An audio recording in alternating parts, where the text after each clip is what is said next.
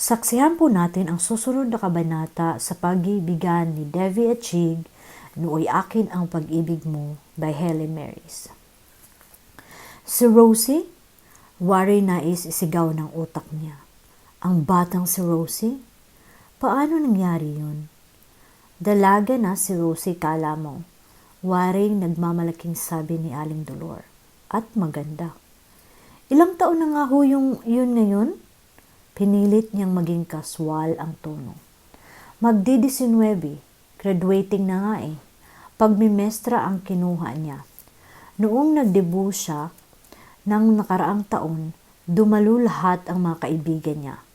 Pinagtuksuhan nga sila ni Jig dahil bali si Jig ang kaparihan niya eh. Kumirot ang puso niya. Parang kay linaw niyang nakita sa isip sina Jig at Rosie magkasayaw. Asiwa nga lamang sa imahinasyon dahil ang batang anyo pa rin ni Rosie ang nakikita niya. Di marami hong naniligaw sa kanya, kunway masayang pakikibalita niya. Oo, pero parang wala naman siyang pinapansin. Palagay nga namin, nagkakagusto na rin yun kay Jig. Rin?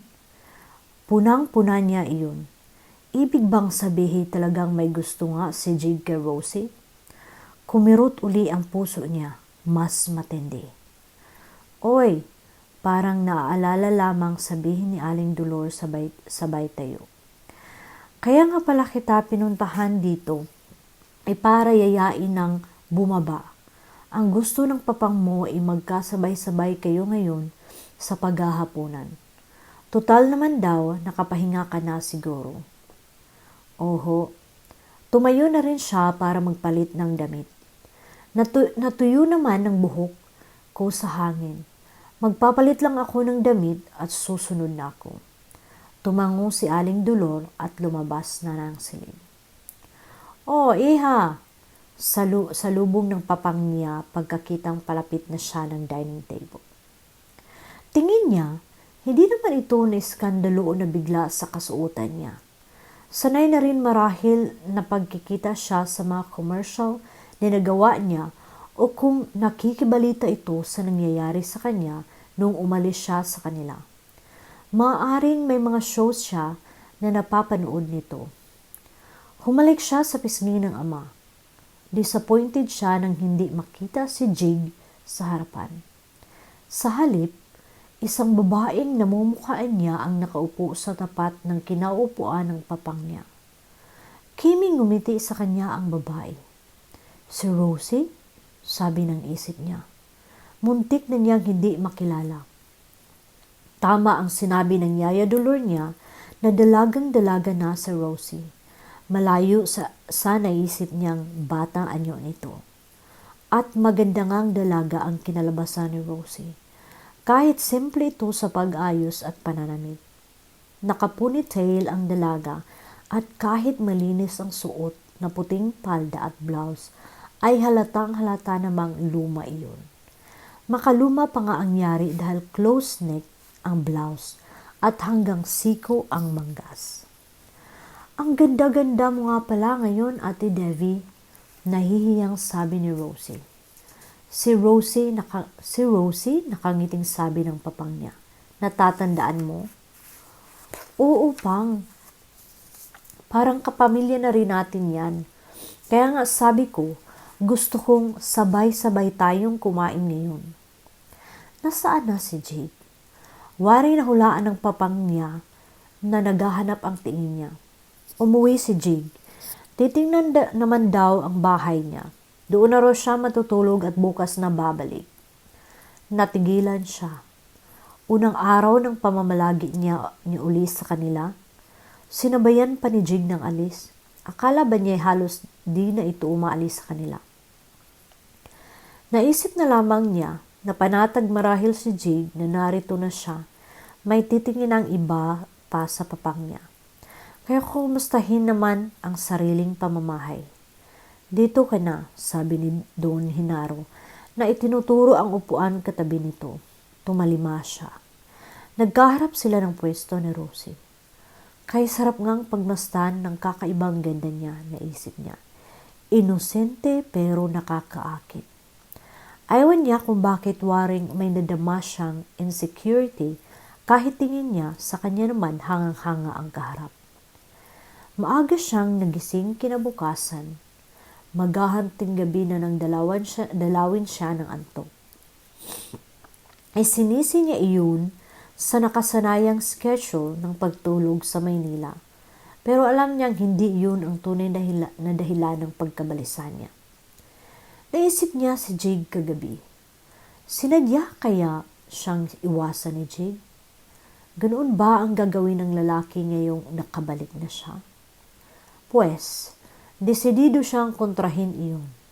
Kung iiwasan siya ni Jig, pipilitin naman niyang mag-cross lagi ang kanilang mga landas. Hanggang tanggapin ni Jig na narito na siya. Bumalik na sa buhay nito. Sa bahay nito. Kaya nga maaga siyang nagising ngayon. Kung maaga mang dumating si Jig, magkikita pa rin sila bago ito magtungo sa rancho. Mag-isa siyang nagtimpla ng kape sa kusina. Inaasahan niyang bigla na lamang susulpot doon si Jig. Alam niya noon, kapag din lamang wala pang gising na katulong, ay ito na mismo ang nagtitimpla ng sariling kape. Walang Jig na sumulpot kahit nang matapos siyang magkape. Binagalan pa naman niya ang pag-ubos sa laman ng tasa. Matamlay na nagtuloy siya sa silid ng ama.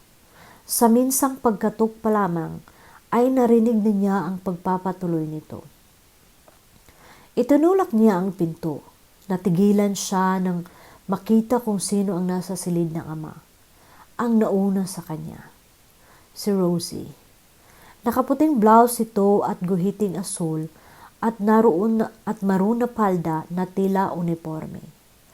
May kurbata ang blouse nito nakaterno ng palda. Inaayos ng dalaga ang gilid ng kama ng papang niya nang mapasukan niya. Si Din Hinaro naman ay may iniinom na waring gamot. Iniabot nito kay Rosie ang baso ng tubig pagkuhan. Halika iha, inilahad ni Don Hinaro ang isang kamay. Good morning Ate Devi, Kimi ngunit nakangiting sabi ni Rosie. Good morning, tugon niya. Ayawan niya. May bahagi sa isip niyang gusto ngayong tumutol sa paraan ng pagtawag nito sa kanya. Hindi naman sila magkapatid at hindi rin gaanong malaki ang tanda niya rito. You're being unreasonable, singhal niya sa sarili. At ano pang gusto mong itawag sa iyo niyang bata? Nagagalit ka ba sa kanya dahil sa mga kadahilanang sinabi mo o dahil mabigat ang dugo mo sa kanya dahil siya pala ang posibleng karibal mo sa puso ni Jig? Binaliwala niyang ang naisip. Lumapit siya, humalik sa noo ng ama. Nakatulog kang mabuti? Tanong ni Don Hinaro. Siyempre, nakangiting togo niya. Baka lang ika ko hinahanap-hanap mong ingay at mga ilaw sa Maynila. Ang mga iyon nga ang gusto kong takasan, tugon ng isip niya. Ito nga palang si Rosie pang umaga sa eskwela. Pero inaasikaso muna niyang mga kailangan ko bago umalis. Dakong alauna inarito na siya uli. 9 to 12 ang schedule ko ate, pagpapaliwanag ni Rosie. Tumango siya. Sa'yo ko na lang iiwan ang gamot ni papang mo sa halip na kinana Dolor. Mamayang 12:00 ang ulit ng inom niya. Papang mo? Natatawang paggagad ni Don Hinaro kay Rosie. Hindi mo talaga ako matawag na papang na rin ano? Nakakahiya naman po. Ilang beses ko bang uliting ipalagay mo ng loob mo ritong bata ka? Inayos ni Devi ang nagusot na sapin sa tagiliran ng higaan ng ama. Ayon niyang aminin sa sarili, pero parang nakadama siya ng pagsiselos sa nakikitang magandang pagtitinginan ni Rosie at ng papang niya. Heto't gamot niya Ate Devi, sabi ni Rosie na inabot sa kanya ang isang botilyang kinaroroonan ng kulay puti at asul na mga kapsula. Para saan ba ito? May hypertension na ang papang mo. Iniresita ito ng doktor niyo. Kinuha niya ang botelya. Pinaikot-ikot sa kamay habang binabasa ang label. Mapapanatag na ngayon ang loob ko kahit nasa klase ako. Masayang sabi ni Rosie. Narito ka na. Hindi na ako mag-alala kay Don. Papang, putol ni Don Genaro. Magagalit na talaga ako kapag hindi ka pa sumunod, Rosie. Banta ng matanda. O sige ho, Papang. Napangiti si Don Genaro. Narinig nila ang sunod-sunod na pagbusina sa harap ng bahay. Si Jig, masiglang sabi ni Rosie na tuwang nagtungo sa may bintana. Abay, hindi na bababa ang lalaking iyon. Takang sabi ni Don Genaro. Hindi na ho siguro, sabi ni Rosie na umalis sa bintana at dumako sa may pinto. Medyo tinanghali siya ngayon eh. Alis na ho ako. O sige, ingat. Ate Debbie, baling sa kanya ni Rosie. Sige. Masiglang lumabas ng silid si Rosie. Habol niya ang tingin. Nang hindi na niya matanaw, lumapit siya sa may bintana. Si Jig nga ang dumating. Sakay ng wrangler nito. Kumirot ang puso niya nang maisip na inahatid pala nito si Rosie sa eskwelahan. Sinusundo rin marahil. Deduksyon niya. Nakita niya patakbong lumabas ng bahay si Rosie patungo sa jeep. Kinuha ni Jig ang mga dala nitong school things. Inalalayan sa pag-akyat ng jeep ang dalaga. Parang hiniwa naman siya sa dibdib sa nakita. May sinabi si Rosie kay Jig at aaktong titingala ang lalaki. Mabilis ang naging paglayo niya sa bintana para hindi ito makita. Malapit na tayong magkaroon ng isang maestra.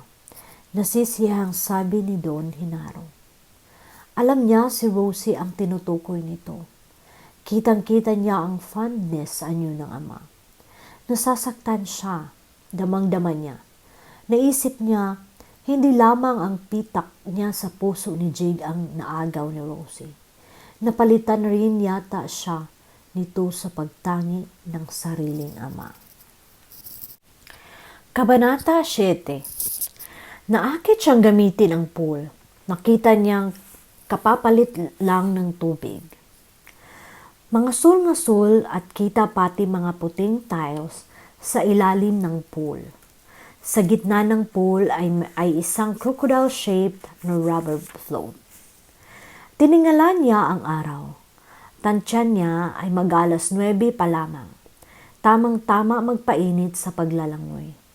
Nagtungo siya ng silid at humanap ng maaring ipangpaligo.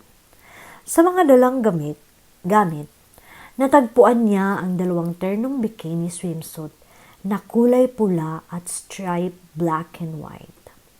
Pinili niya ang kulay pula at pinatungan iyon ng maikling roba habang patungo sa swimming pool.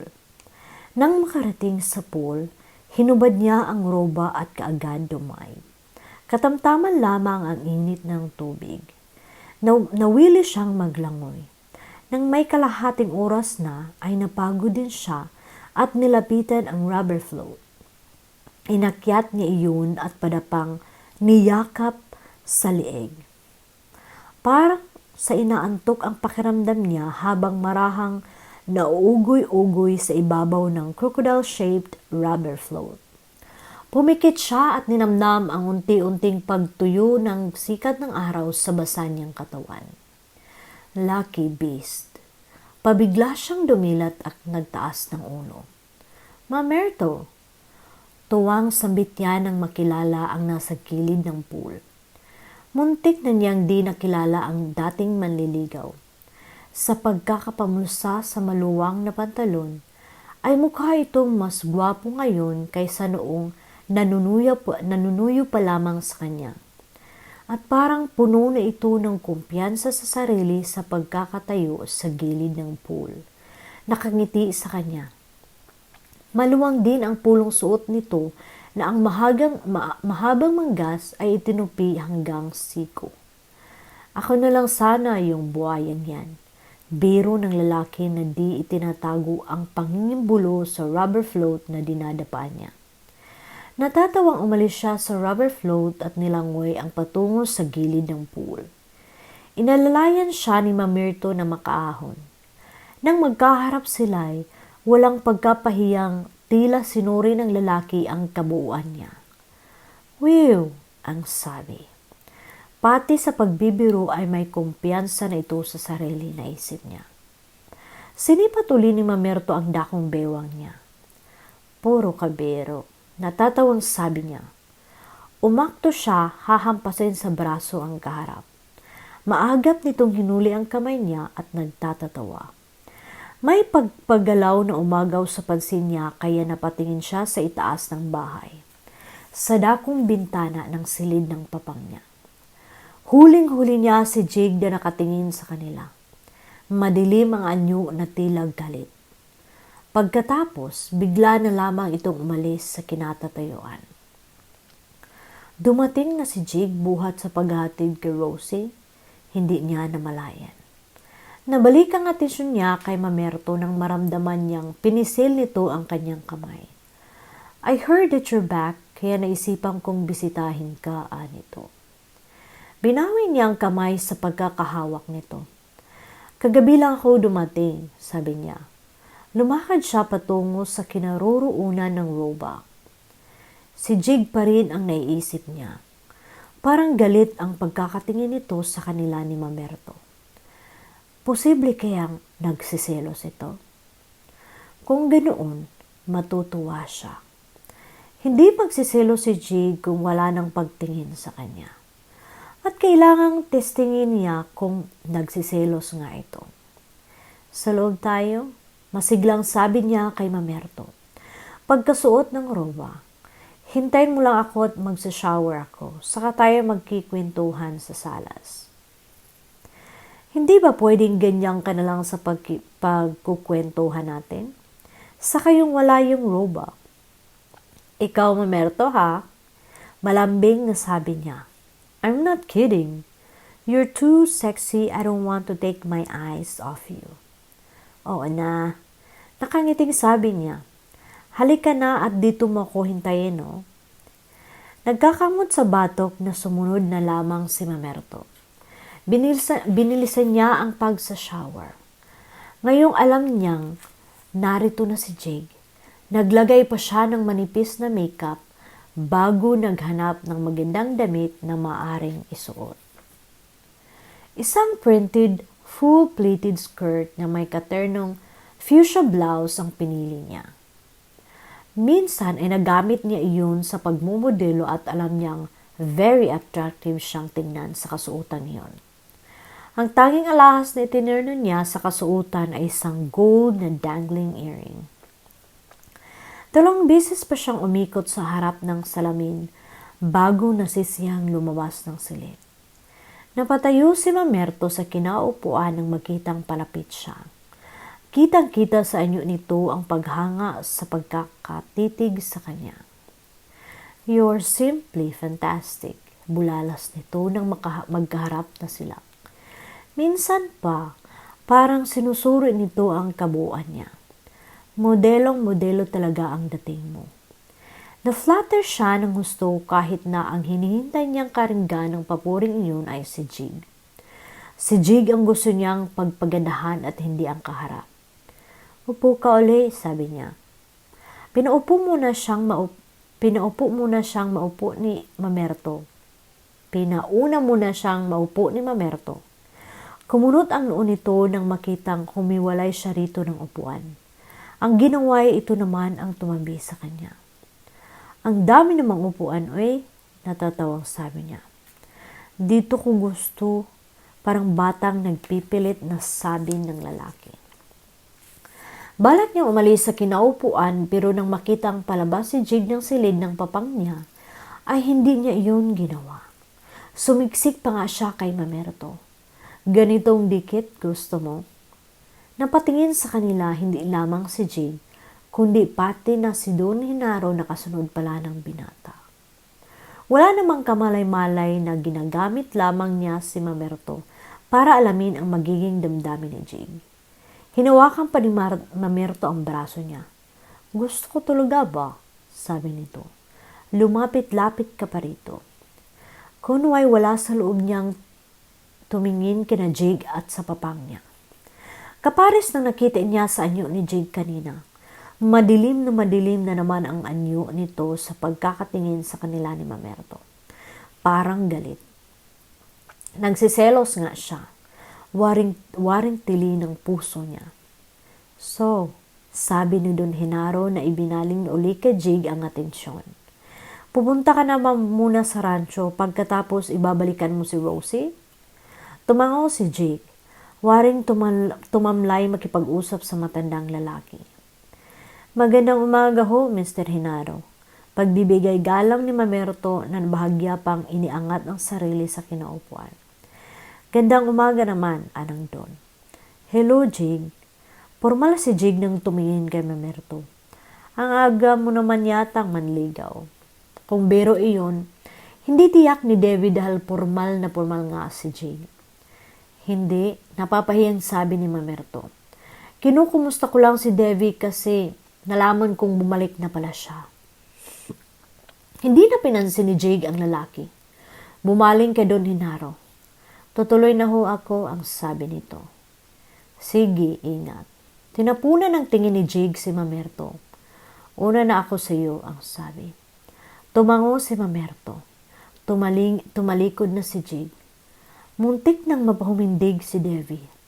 Na hindi siya isinali ni Jig sa mga pinagpaalaman. Nagsiselos nga tuwang sabi ng isip niya para matakpan ang naroong pagkapahiya. Anong ginagawa mo riyan, ha? Takang-takang tanong ni Aling Dolor nang malabasan siyang nagluluto sa kusina. Nagluluto ho ng hapunan, nakangiting sabi niya habang tinitikman ang sabaw ang niluluto. Kailan ka pa natutong magluto? Gilalas pa ring tanong ng matandang babae. Noon pa ho sa Maynila, kung wala kasi kaming katulong, presado kaming asakasuhin ang mga sarili. Oo dito na may nag-aasikaso sa iyo, ba't ikaw ang nagluluto? Hindi mo ba gusto ang mainihanda ko? Gusto ho, kaya lang, kayo naman ang gusto kong patikimin ang luto ko. Kalahati lamang doon ang totoo. Ang talagang dahilan kung bakit nakialam siya sa kusina ay para si Jig ang ipaghanda ng espesyal na hapunan. Uy, ano ba yung iniluluto mo, ha? Pag-usi sa ni Aling Dolor. Kanduli ho na sinigang sa miso, pagkatapos magtuturbo na lang ako ng manok. Sige, hale. Nasisiyang sabi ni Aling Dolor. Pasikatan mo nga kami ng papang mo. Salad na lang ang ihahanda ko. Masayang silang nagtulong ni Aling Dolor sa kusina. Nang malapit ng maghapunan ay tinulungan sila sa table setting ni Rosie. Sobra ng isang plato, Ate Devi, sabi nito nang mapansing nagdagdag pa siya ng pinggang iginagayak sa mesa. Bakit? Maang na tanong niya. Si Jig kasi hindi rito kakain. May lalamayin yata siyang paperworks kaya doon na lang sa kabilang bahay tutuloy pagkagaling mamaya sa rancho. Nawala ang sigla ng kilos niya. Parang tubig ding lumigwak sa sisidlan ang pag-asam sa isip niya. Nasayang lamang pala lahat ng paghahanda niya. Bakit kung may lalamayin lamang ay doon pa sa kanila? Tanong ng isip niya. Nang gabing iyon, nagpapahangin na lamang sa malaking balkonahing nasa pangharap na bahagi ng bahay. Masakit na masakit ang nararamdaman niya sa dibdib. Sinasadya talaga siyang iwasan ni Jig. Sumobra naman yata ang pagkakapaselos niya rito, naisip niya. Na-achieve nga niya ang gustong malaman, but in the process, lalong lumayo si Jig. Napabuntong hininga siya. Maging ang malamig na dapyo ng simoy ng hangin na nagpapalipad sa laylayan ng mahabang mint green niyang pantulog ay hindi nakabawa sa pagsisikip ng kanyang dibdib. Nakarinig siya ng mahinang kaluskos sa likuran, kaya napalingon siya. Ate Devi, ikaw pala yan, ani Rosie na nabusisa ng ganyan. Halika, yaya niya sa dalaga. Kahit inalalayo niya ang loob dito, ay hindi niya magawa. Nakakagiliw si Rosie sa kainosentihan nito. Tingin niya, lalong umamo ang mukha ng dalaga sa pagkakatanglaw doon ng liwanag ng buwan. Tumabi sa kinatatayuan niya si Rosie. Akala ko kasi kung sino ang gising pa kaya nag-usisa ako, sabi nito. Baka naistorbo kita. Hindi, natutuwa lang akong pagmasdan ang buwan. Bilog na bilog, di ba? Oo, tumingin din si Rosie sa tinitingnan niya. Maganda talaga ang full moon. Kumustang pag-aral mo? Bumaling siya sa dalaga. Okay naman, pagmimestra lang naman yun eh. Anong pagmimestra lang? Nangingiting sabi niya. Bakit mo nilalang yun? Kasi, parang nahiyang napatingin sa kanya si Rosie. Wala man lang ka-glamour-glamour. Parang pang old maid ba? Hindi ka pares ng naging profesyon mo, ang class-class. Dalaga lamang sa anyo si Rosie pero parang bata pa rin sa pag-akto at pag-iisip. Sa loob-loob niya. Bakit education ang kinuha mo? Tanong niya. Yun ang gusto ng nanay eh. Sa kainayunan ni Jig. Siyempre, siyang nagpapaaral sa akin. Sunod na lang ako. Sa bagay, okay din naman ang maging teacher. Okay nga. Pagsisigunda niya. Nag-isip siya sandali bago ng tanong. Di ang daming nang niligaw sa iyo sa school. Ngumati sa Rosie. Kimi pero may pagmamalaki. Meron din. Kaya lang yan o. May gwardiya ko palagi eh. Nagtawa ng maikli si Rosie. Si Jig? Oo, syempre. Gusto siguro makatapos ang pinag-aaral niya. Mali, gusto niyang isagot. Ginugwardyahan kanya para sa kanya. Ate Devi? Masarap ba sa Manila? Hindi agad siya nakasagot. Masarap nga ba? Bakit? Tanong niya sa kawalan agad ng matutugon. Minsan lang kasi parang gusto ko ring maranasan ang buhay lungsod. Pares ng mga napapanood ko sa TV at sine. Gusto ko makita ang mga nakaliktato sa mga magazine. Gusto kong makapagsuot ng pares ng... Tumingin si Rosie sa suot niya. Ganyan. Mga magaganda pares ng suot at gamit mo. Siya naman ang natawa. Yun lang. Alam mo, masarap lang sa Manila kung gagawin mong pagkakakitaan. Pero mas masarap dito sa probensya kung paninirahan ang gusto mo. Saka kung gusto mo lang ng magagandang damit at gamit, bibigyan na lang kita. Tingin ko naman hindi na nagkakalayo ang sukat natin. Talaga? Namimilog ang mga mata sa tuwang sabi ni Rosie. Napagsali ko pa nito ang mga kamay. Oo, pati ganito kung gusto mo. Hinipo niya ang pantulog na suot. Baka nakakahiya. Kanino ka mahihiya? Akong nagbibigay sa iyo. Halika. Inakay niya itong palayo ng balkonahe. Nagtungo sila sa silid niya. Namili siya ng ilang perasong damit sa closet na palagay niya'y babagay kay Rosie. Kumuha rin siya ng 2 pantulog na may mga katerong pang ibabaw na roba. Ibinigay niya ang mga iyon kay Rosie. Ang gaganda! Palatak ng dalaga. Akin na talagang mga to? Oo, at teka. Bumalik siya sa closet. May kinuha siyang mga kahon sa ibaba niyon. Sa isang drawer, kumuha siya ng 2 bag na may makukulay na disenyo. Ibinigay din niya ang mga iyon kay Rosie. Pati mga ito? Hindi makapaniwalang tanong ng dalaga. Oo, natatawang tugon niya. Sa'yo ng mga iyan, pero kapag lalong dumami ang mga manliligaw mo, huwag akong sisihin mo ha. Napangiti si Rosie sa biro niya pagkuway. Namigla pa siya ng halikan nito. Thank you, Ate Devi. Ang bait-bait mo. Naiiling ngunit nasisiyahan sa nakitang katuwaan ng dalaga na sinundan niya ito ng tingin hanggang makalabas ng silid.